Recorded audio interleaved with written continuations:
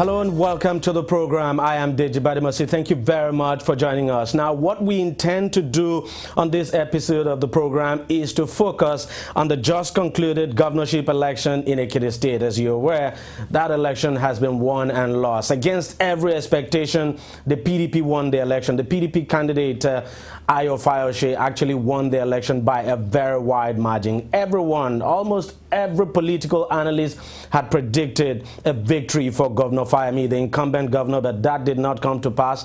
The governor lost the election against every expectation. So what we intend to do on the program is basically to look at how Governor Fayemi lost that election and why he lost it. Well, it's still a very big talking point in the country, and the PDP is celebrating this as a very huge victory. President Goodluck Jonathan is taking credit for this. He's celebrating it as a very huge victory as we march towards 2015. Now, the hope of the PDP is that this will be some kind of momentum, especially as we move towards 2015. And the PDP will have an eye on the governorship election that will be coming up in August in Osun State, hoping that it would be able to replicate what has happened in Ekiti State. It will be hoping it would be able to replicate its performance now in Osun State. Well, that remains a question of wait and see. Now, let us look at how Governor Fayemi lost this election. We want to take a look at some statistics. Now, before the election, we did talk about the local government areas with the highest number of registered voters. We said, well, that the battle will be fought in those local government areas. And true to prediction, the battle was actually fought in these local government areas with the highest number of votes. But I should say that the battle was actually fought on all the 16 local government areas of the state. And surprisingly, Fayose won in all the 16 local government areas of the state. But take a look at this local government areas now. Ekiti, for instance, has 134,141 registered voters, followed by Rekbodu local government area with 54,430 registered voters. Now, we all knew the election would be fought across these local government areas with very high number of registered voters. Of course, on election day, not all of them turned out. Now, you've seen the local government areas with the number of registered voters. As I said, not all the registered voters turned out, but let us look at how the result played out on after the election. Now, take a lok at that.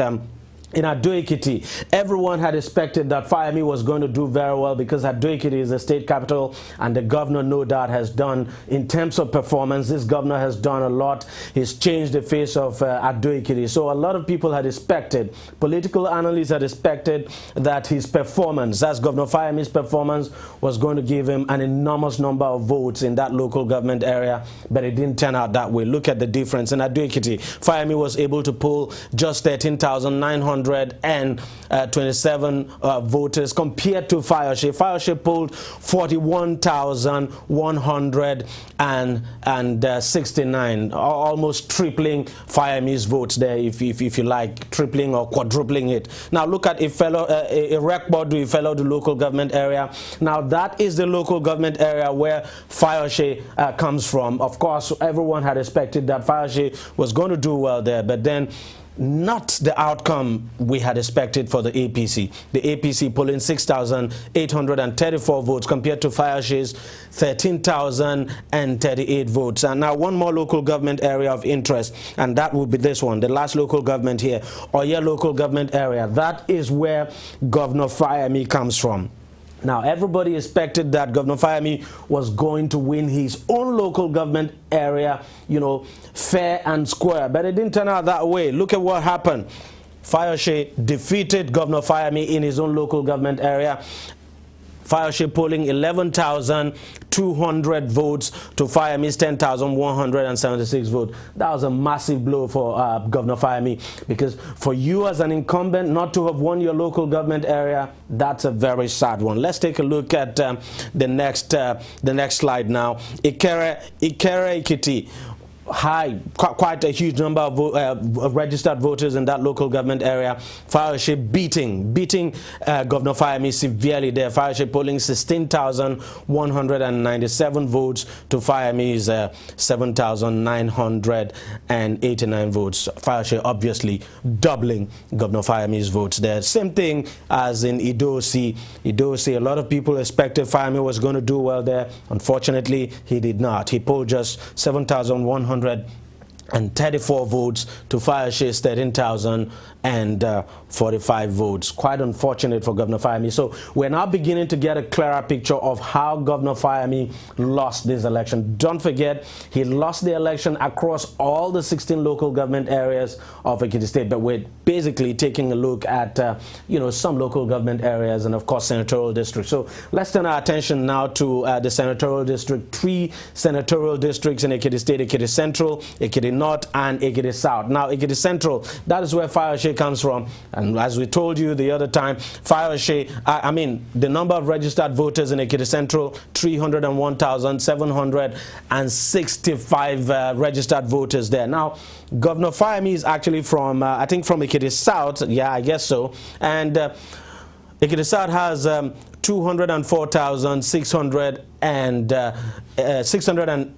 683 registered voters. Now, this was before the election, the number of registered voters. Now, let's take a look at the result after the election. Look at what happened. In Ekiti North, Governor Fayemi was able, just managing to poll 31,444 votes. And look at what Fayose did there. Fayose polled 51,031 votes. So Fayose clearly beating Governor Fayemi in Ekiti North senatorial district. Now let's move over to Ekiti Central senatorial district. That is where Governor Fayose comes from, and he did so very well, marvelously well in his own senatorial district. The same way he did well in his local government area, in the senatorial district he did marvelously well, polling 84,058 votes, doubling Fayemi's 41,391 votes. So Fayemi losing in Ekiti Central. Let's go to Ekiti South, where Fayemi comes from. 41,000. Fayemi could only manage to poll 41,598 votes compared to Fayose's 68,001 votes. That's quite massive. So Fayemi completely losing in all the senatorial districts. The 3 senatorial districts, he lost in all the local government areas.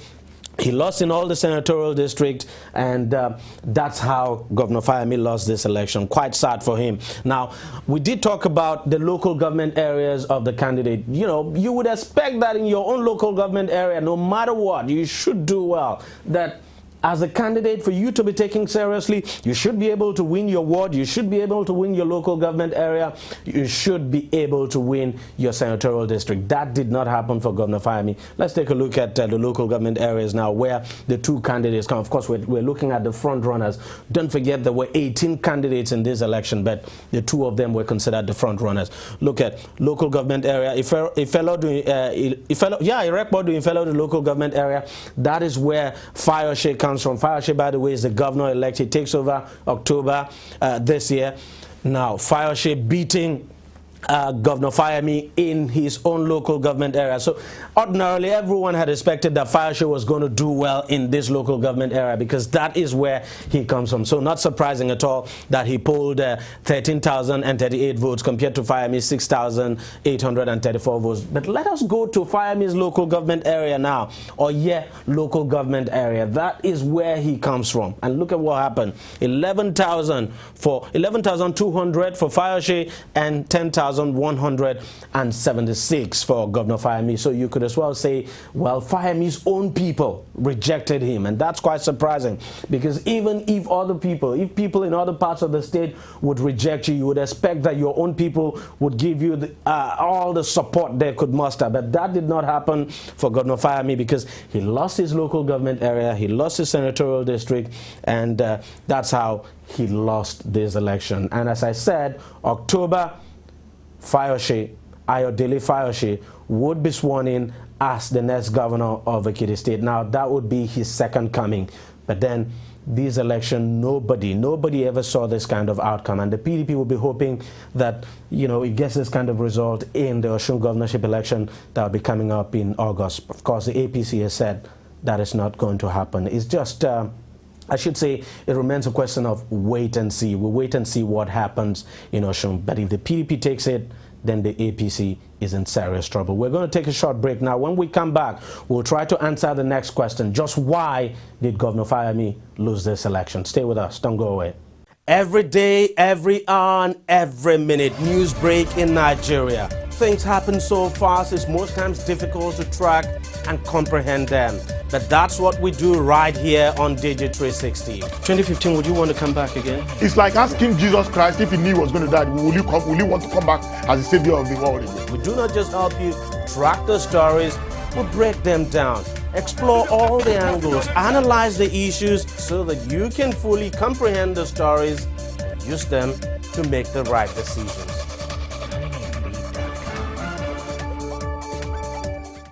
Welcome back, and now we want to take a look at the next question. We want to try to answer the next question. Just why did Governor Fayemi lose the governorship election in Ekiti State? Of course, that election took place 21st of June 2014. But let me just make a correction here.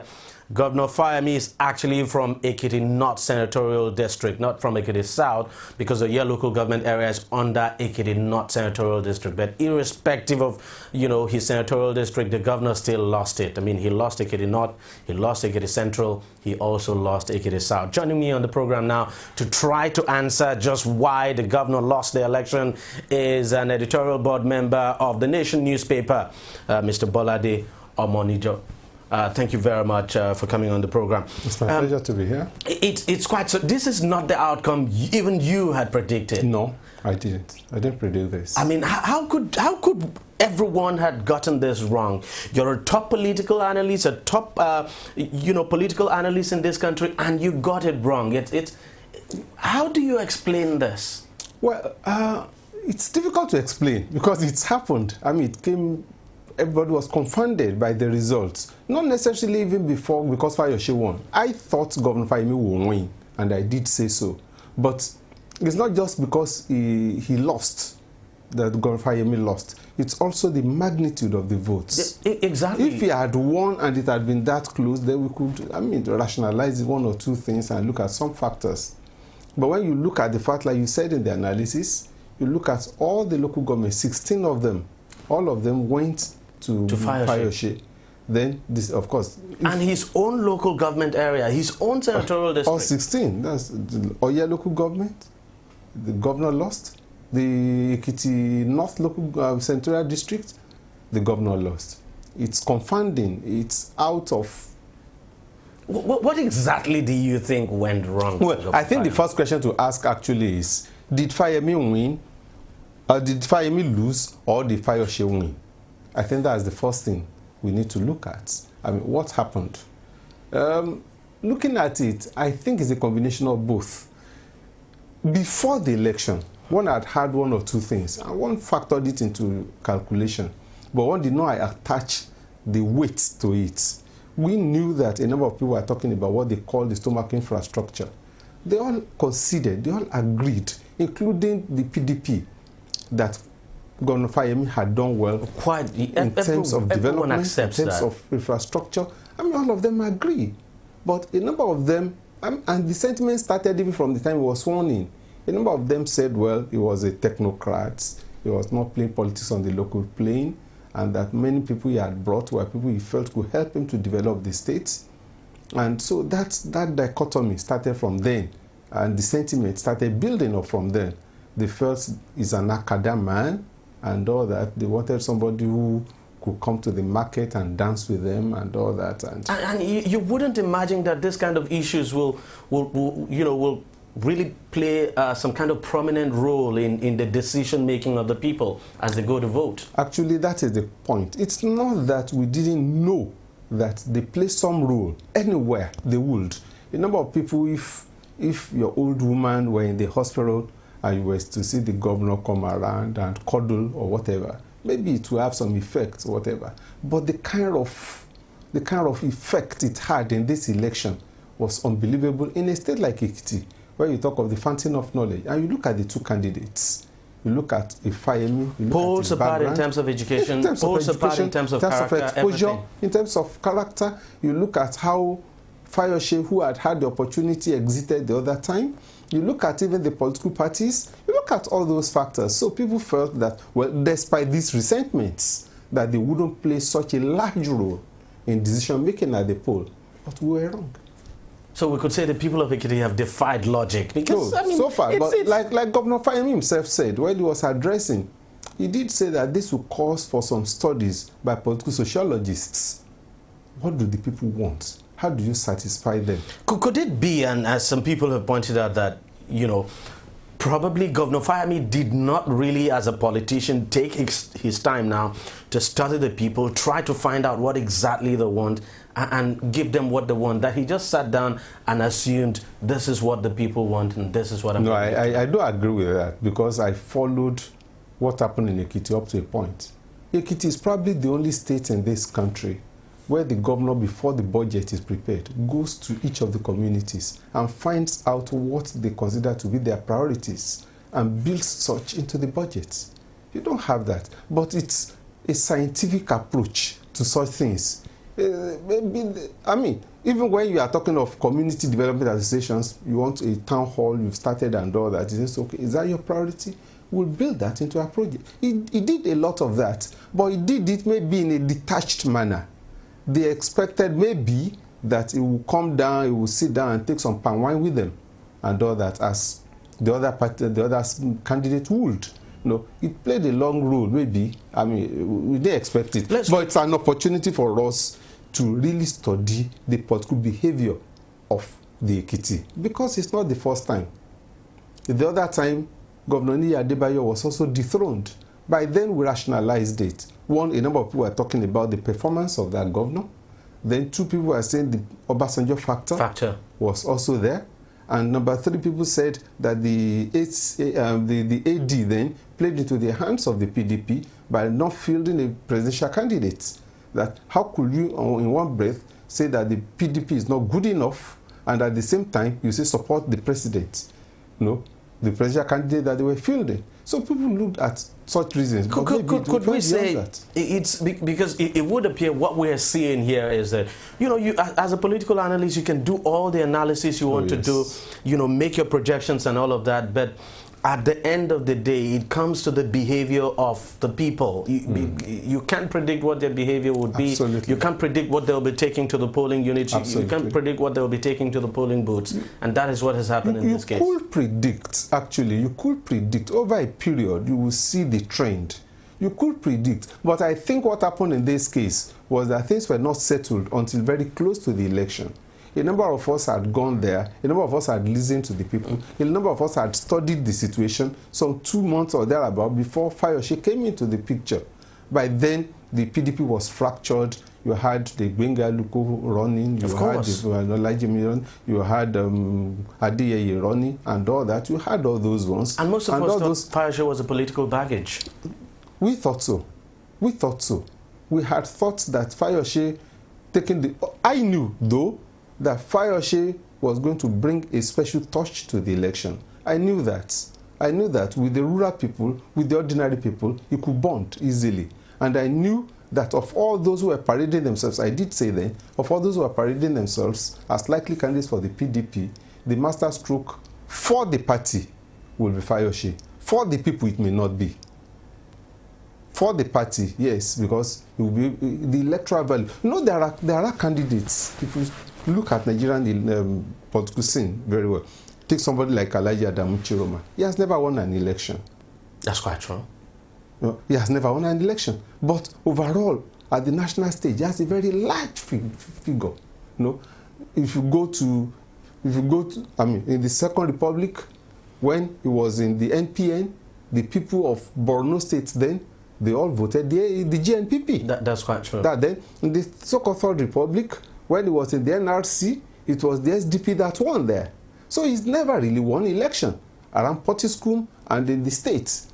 But then at the national level, he's respected. Well respected. Even in the NPN, he was very well respected by everybody. All respect him. So you could say that Fayose has that touch. He has electoral value. There are people who are good, who are respected but may not have electoral value. Fayose has electoral value, but I did not expect that given the overwhelming sentiment, the EFCC case, the corruption charge against him, given the way he exited, and you had 2-3 governors at the same time, you had about 2-3 speakers at the same time, you had 2 chief judges at the same time, and you had utter chaos in the state. One had thought that the people would take that in and decide, look, we don't want to travel this road again. But we're wrong.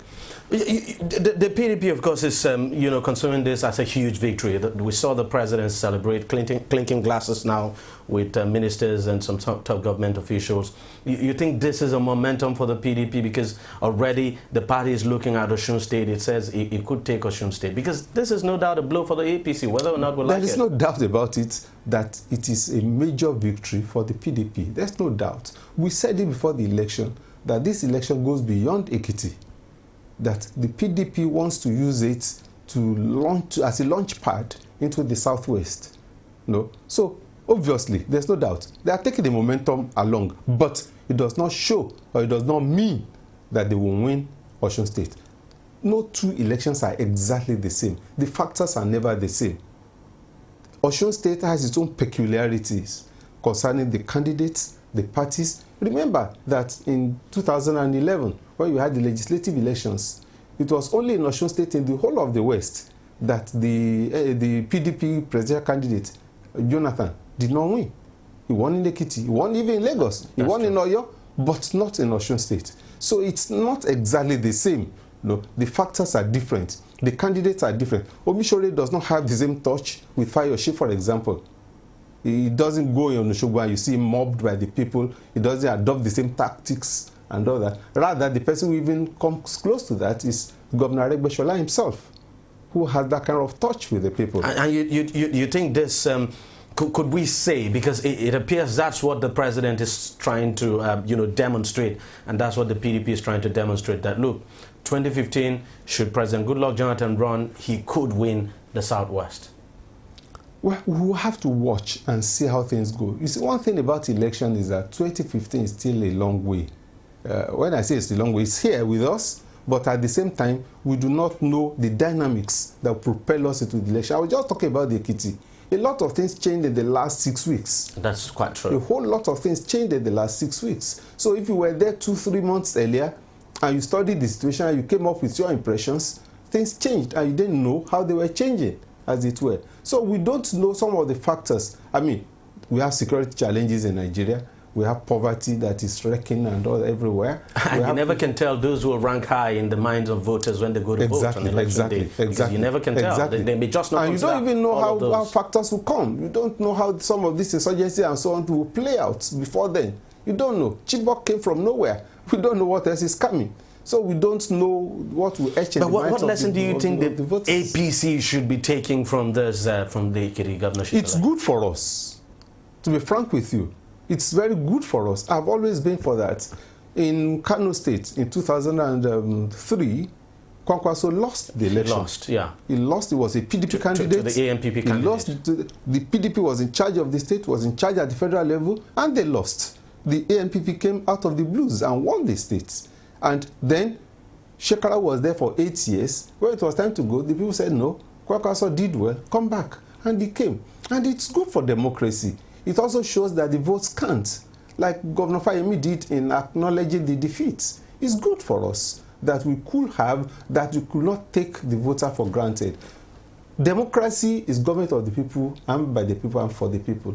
The people could act irrationally sometimes. They could act illogically sometimes. But it is their right to decide.